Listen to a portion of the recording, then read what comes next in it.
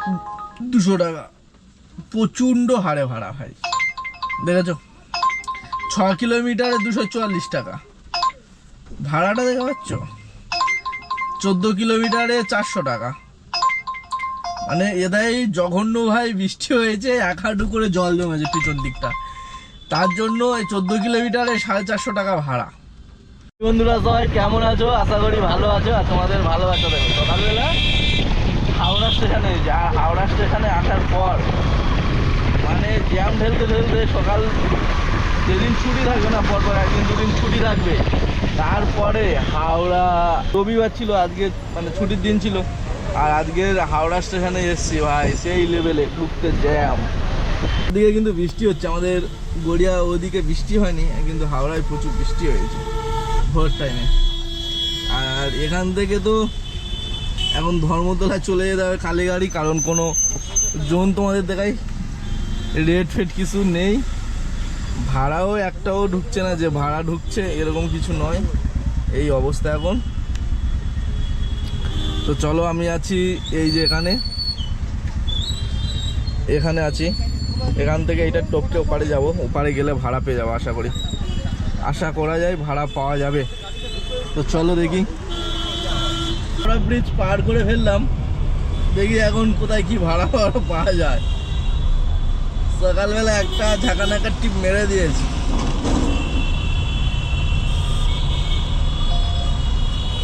আজকের কি হবে না হবে তোমাদের দেখাবো, সারাদিনে কি গল্প আছে।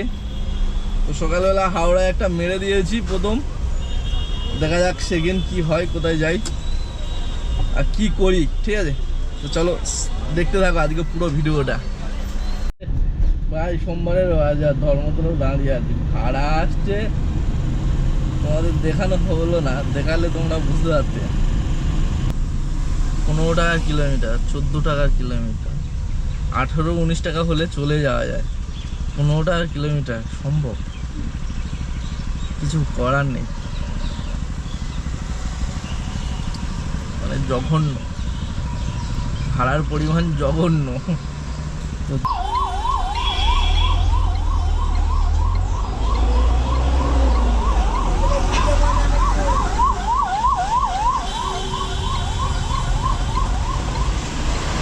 বাজার দেখো, এদিক থেকে কতটা ডিমান্ড আছে। প্যাসেঞ্জার ফোন করছে। হ্যালো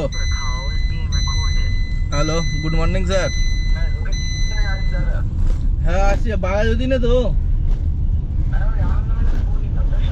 হ্যাঁ ঠিক আছে, আচ্ছা।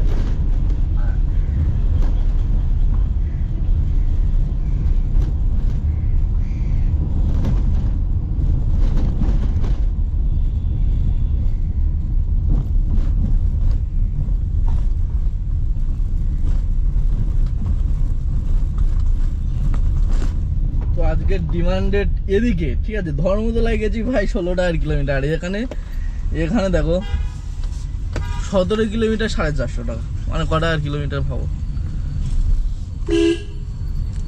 মানে যেখানে যেমন উবের কোথায় কি দেয়, উবের কোথায় কি ভাড়া দেখায়, বোঝা বড় মুশকিল। কোথায় ভাই 16 কিলোমিটারে 450, আর কোথায় 20 কিলোমিটারে 250, কত কিলোমিটার, 14 কিলোমিটার 250 টাকা। মানে এদিকটা যাওয়ার সময় ডিমান্ড, ওদিকটা আসার সময় কোনো ডিমান্ড নেই ভাই, দুঃখের বিষয়। একটা ভাড়া ধরেছিলাম বারাসাত সাইডে, ঠিক আছে? সেক্টর 2 থেকে, সেক্টর 2 থেকে, সল্টলেক সেক্টর 2 থেকে ভাড়া ধরেছি। তো বারাসাতে এই সাইডে কত টাকা ভাড়াটা দেখাচ্ছে তোমাদের দেখায়।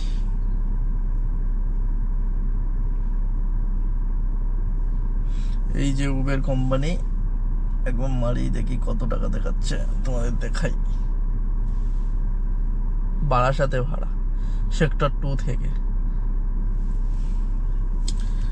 তো এই হচ্ছে পরিস্থিতি এখন।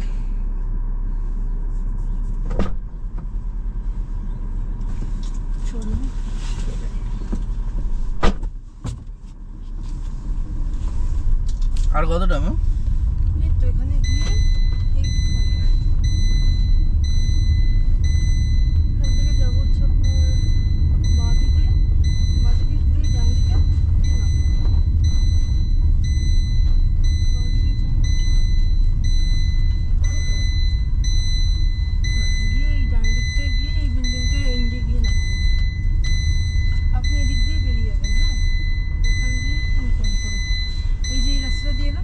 একটাই গেট তো একটাই গেট। এখানে নাকি না পিছনে? ওই সেই লাস্ট সুটকেসগুলো আছে।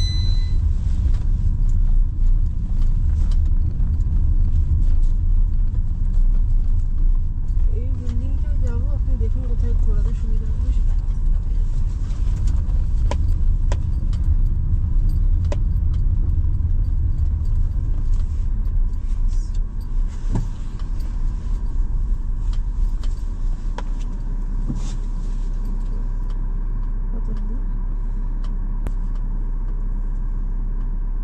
আপনার দেখাচ্ছে 385 টাকা।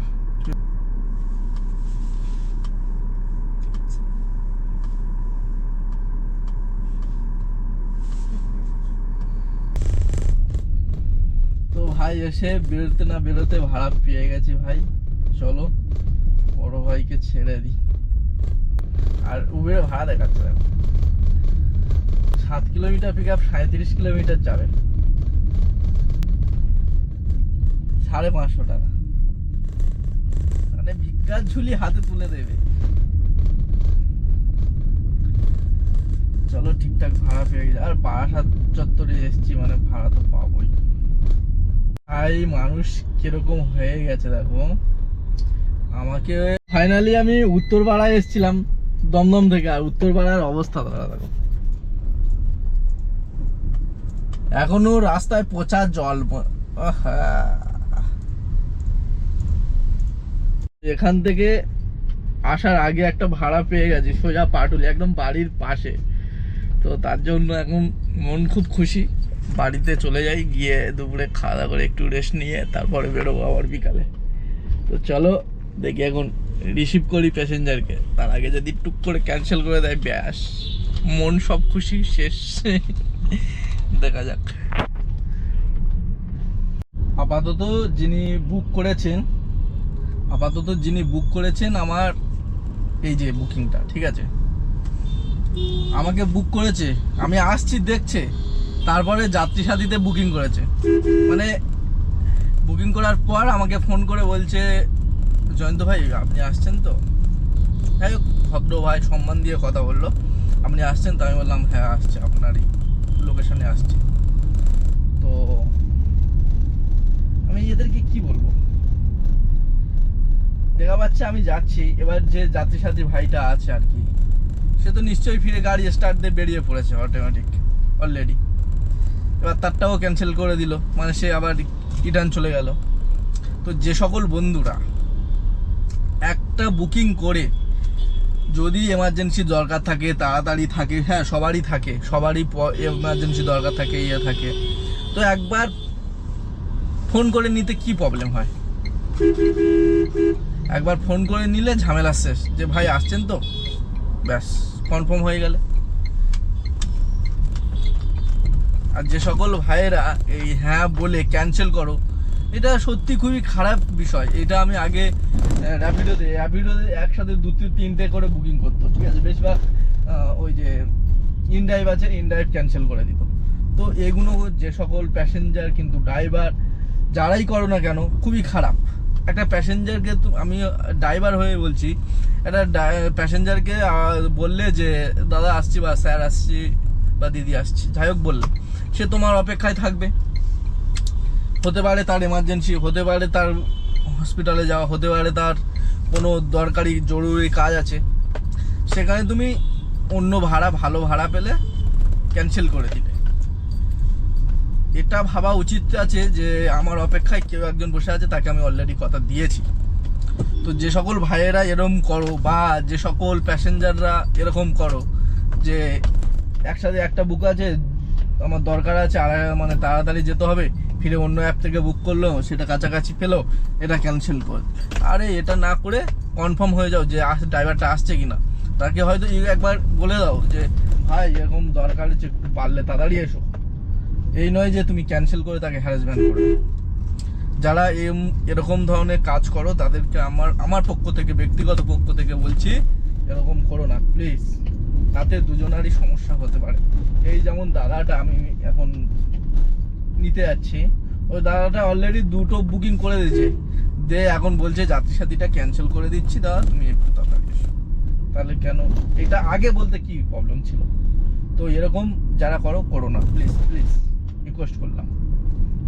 তো চলো দেখাই কোন দাদাটা এরকম করেছিল যাত্রী সাথীটা। ভাই এখন আছি কি বলবো, আমাদের পাইকপাড়া মেন রাস্তাটা, ঠিক আছে, পাইকপাড়া মেন রাস্তাটাই আছে। আর এখান থেকে ভাড়াটা দেখো একবার, শুধু আমি তোমাদের দেখাই এখান থেকে ভাড়াটার অবস্থা দেখো। আমি শুধু কাটছি দেখো, এখান থেকে শুধু ভাড়াটা ঢুকছে দেখো কি হারে। মানে আমি কেটে শেষ করতে পারছি না, ভাড়া কেটে শেষ করতে পারছি না, ভাড়া ঢুকছে 350 টাকার ভাড়া। উবেরে ভাড়া ঢুকেছে দেখো 200 টাকা, প্রচন্ড হারে ভাড়া ভাই, দেখেছো? 6 কিলোমিটারে 244 টাকা ভাড়াটা, দেখতে পাচ্ছ? 14 কিলোমিটারে 400 টাকা। মানে এদাই জঘন্য ভাই, বৃষ্টি হয়েছে 1 হাঁটু করে জল জমেছে পিছন দিকটা, তার জন্য এই 14 কিলোমিটারে 450 টাকা ভাড়া। মানে কোনো গাড়ি আসতে পারছে না। এবার কি হবে, যা ভাড়া দিচ্ছে মোটামুটি ইধার উধার হয়ে যাচ্ছে। 7 কিলোমিটারে 300 টাকা ভাড়া, মানে